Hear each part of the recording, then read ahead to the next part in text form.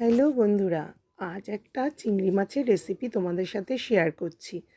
বাজার থেকে নিয়ে এসেছিলো চিংড়ি মাছ। মাছগুলোকে ভালো করে ধুয়ে তাতে নুন, হলুদ আর ঘরে আগে থেকেই ছিল একটা ডাব নারকেল, ওটাকে ভালো করে তুলে মিক্সিতে পেস্ট করে নিয়েছিলাম। তো 2 চামচ দিয়ে দিলাম ডাব নারকেলের পেস্টটা, আর মিক্সিতে করে নিয়েছিলাম পোস্ত, কাঁচা লঙ্কা আর রসুন পেস্ট, সেটাকেও আমি ঢেলে দিয়ে দিলাম। আর লাস্টে দিলাম কাঁচা সর্ষের তেল। সমস্ত উপকরণটাকে ভালো করে মাখিয়ে 10 মিনিট ঢাকা দিয়ে রেখে দিয়েছিলাম। কড়াইতে আগে থেকে দিয়ে দিয়েছিলাম সর্ষের তেল, কালো জিরে ফোড়ন আর পেঁয়াজ।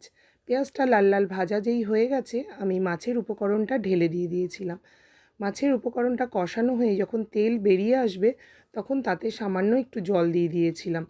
জল দিয়ে ভালো করে ফুটিয়ে 10 মিনিট নিভু আঁচে রেখে দিয়েছিলাম।